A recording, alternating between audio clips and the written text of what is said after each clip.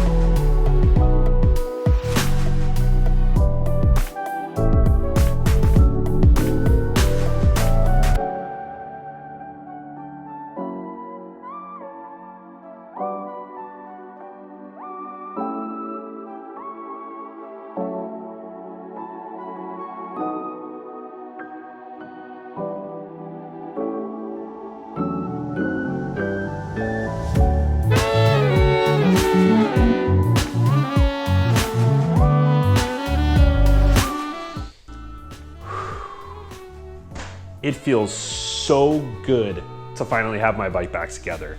I feel the weight of the world off of my shoulders.